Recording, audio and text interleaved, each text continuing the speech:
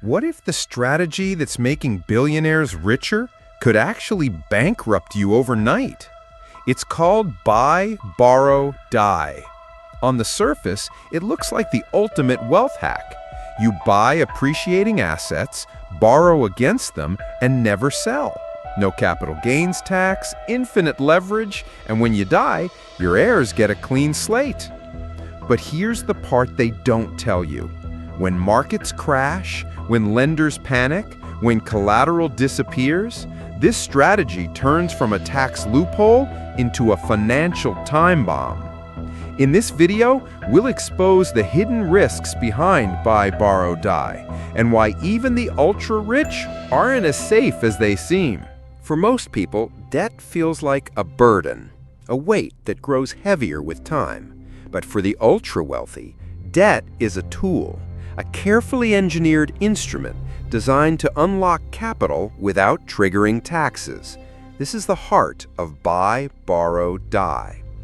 It starts with a seductive promise. You don't need to sell assets to enjoy your wealth. Instead, you buy appreciating investments, borrow against their rising value, and repeat the cycle indefinitely. Stocks, real estate, private equity, even art collections locked away in temperature-controlled vaults. As long as these assets continue to rise, banks will line up, eager to lend. Your growing portfolio becomes your credit card. Your mansion, your stocks, your entire empire becomes collateral. And the benefits? Stunning. No capital gains taxes because nothing gets sold. Interest payments on the loans, often tax-deductible. And lifestyle expenses, from private jets to billion-dollar acquisitions, quietly financed with borrowed money. On paper, the math feels invincible. Your asset value climbs, your debt grows but never outpaces your wealth, and your tax bill nearly invisible. For decades, this strategy has been the silent engine behind some of the largest fortunes in history. Family offices, hedge fund managers, tech founders, all quietly playing the same game. Some call it financial engineering, others legal tax avoidance on an industrial scale. But there's one thing even the most sophisticated billionaires admit privately. This only works if the assets keep rising. The entire model rests on a single fragile assumption: perpetual growth. And history has a way of breaking assumptions. Because when markets turn, when valuations fall, and when lenders start to worry, the cracks in buy, borrow, die become impossible to ignore. And that is exactly what we'll explore next. For years, everything feels unstoppable. Your assets grow. Your credit lines expand. Banks call you a preferred client, offering you more leverage at better rates with fewer questions. The logic behind buy, borrow, die seems flawless. As asset values climb, so does your borrowing power. And as long as the market keeps rising, your debt feels manageable, even irrelevant. But then, the market turns. Sometimes it's a slow decline. Other times, it's an overnight free fall. A sudden interest rate hike, a geopolitical shock, a housing bubble burst, or a full-blown financial crisis, like 2008. Whatever the trigger, the result is always the same. Asset prices collapse. And when that happens, the math behind buy, borrow, die flips instantly. Here's why. Every loan, every line of credit is secured against your assets. Banks calculate something called your loan-to-value ratio, or LTV. As long as your assets stay high, your LTV stays within safe limits. But when markets drop, your LTV spikes. Suddenly, your once safe portfolio looks over-leveraged, and that's when the calls start coming. Margin calls. Cold, calculated, and non-negotiable. The bank informs you, either deposit more collateral or start liquidating assets immediately. For small investors, this can mean selling a few shares at a loss. For billionaires, it means offloading hundreds, sometimes billions of dollars in assets at fire sale prices in a declining market. The result? A downward spiral. Selling pressure pushes prices even lower, triggering more margin calls, forcing more sales, and accelerating the collapse. That's exactly what happened to Archegos Capital in 2021. On paper, Archegos controlled over $100 billion in stock exposure, but most of it was built on margin, using swaps and borrowed money with minimal cash down.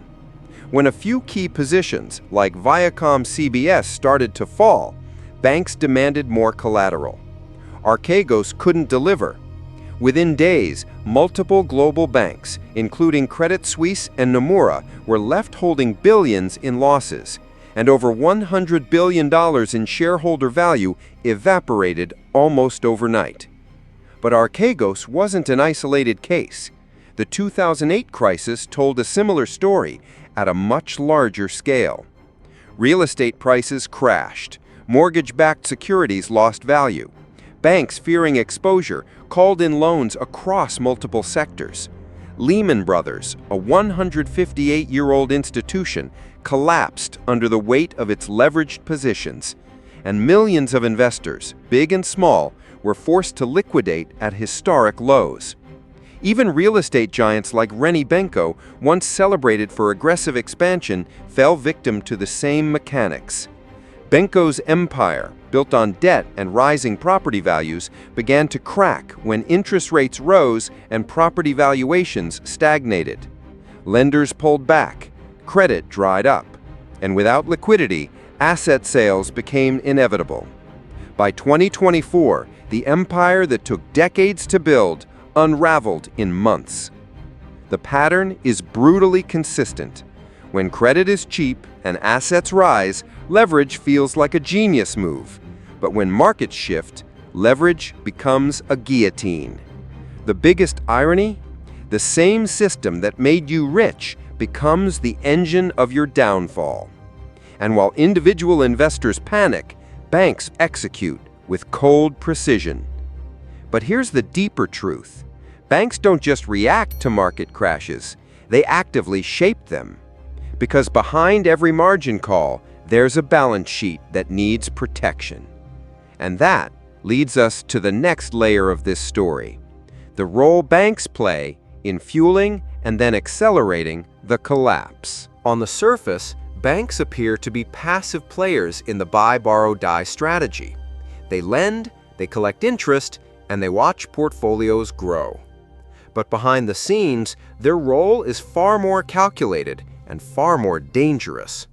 Banks aren't just lenders, they're risk managers, obsessed with protecting their own balance sheets. During bull markets, they seem like your best ally. Your portfolio grows, your collateral value rises, and the bank quietly increases your credit limit, sometimes automatically, sometimes with little to no updated risk assessment. They want your business, they want your interest payments, and as long as your assets keep climbing, you're their safest client. But this generosity is conditional, because the moment the market shifts, their behavior flips without warning. Assets once labeled prime collateral are suddenly downgraded to high risk. Loan-to-value ratios tighten, margin requirements increase, and that once friendly relationship turns clinical and cold. The irony? Banks help inflate the bubble by enabling excessive leverage. But when prices start to fall, they're the first to pull back, making the downturn even more severe. This is called the pro-cyclical lending effect. In simple terms, banks lend aggressively when times are good and withdraw credit when times are bad, amplifying both the rise and the crash. The 2008 financial crisis exposed this mechanism in brutal detail. For years, banks had extended reckless amounts of credit against real estate portfolios, operating under the collective illusion that property values would never fall nationwide. But when the housing bubble burst, margin calls hit developers, homeowners, and investment funds all at once. Forced liquidations flooded the market. Prices fell even further, triggering yet another wave of margin calls. A vicious, self-reinforcing cycle, with the banks both pulling the trigger and accelerating the collapse. And the pattern wasn't unique to real estate.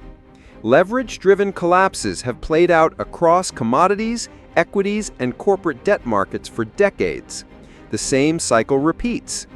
Banks lend aggressively when times are good and withdraw credit when times are bad, amplifying both the rise and the crash. And here's the part most investors never see coming. By the time the first margin call arrives, the bank has already shifted into defense mode. Risk committees meet, collateral is revalued, and any goodwill evaporates. Because when forced to choose between protecting your portfolio or their capital reserves, banks always choose themselves. For the ultra-wealthy playing the buy, borrow, die game, this creates a dangerous paradox. The very institutions that make their strategy possible are the same ones that can dismantle it overnight. And even if you manage to survive the first wave of forced selling, there's a more subtle and far more treacherous set of risks already tightening around you. Quiet adjustments to your loan terms, unexpected reclassification of your collateral, and rising costs that erode your financial position day by day. Because in this game, sometimes the real danger doesn't arrive with a phone call from your banker. It creeps in, hidden deep inside the fine print. For many playing the buy, borrow, die game, the obvious risks seem manageable. Market downturns? They'll ride them out. Margin calls? They have liquidity buffers. Bank behavior? They assume relationships and status will offer protection. But the real dangers are the ones buried deep inside loan agreements, interest schedules, and regulatory frameworks. One of the first invisible traps is variable interest rates. At first, they seem like a minor detail, a fraction of a percentage point here, an adjustment there. But when central banks start raising rates, those small variations turn into crushing debt service costs. What looked like cheap money in a low-rate environment quickly becomes an unsustainable burden, especially when your entire lifestyle, your investments, and even your tax strategy depend on continuous borrowing. Then comes the collateral revaluation trap. Lenders reserve the right to reassess the value of your pledged assets at any time. If they decide your portfolio is now worth less, they can demand additional collateral or force partial repayment. And they don't wait for market consensus. Their models, their risk teams can trigger these decisions well before a headline hits the news. Another silent threat is liquidity risk. Many ultra-wealthy individuals hold assets that look impressive on paper but are difficult to liquidate quickly. Private equity stakes, commercial real estate, or large blocks of thinly traded stocks.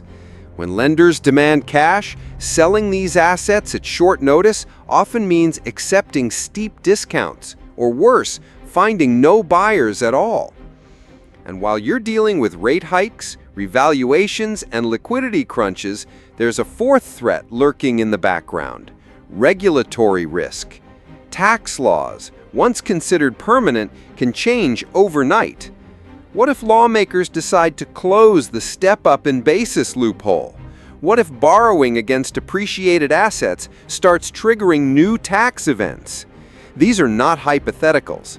In recent years, multiple tax reform proposals have directly targeted strategies like buy, borrow, die. So far, most have failed, but political pressure builds with every election cycle.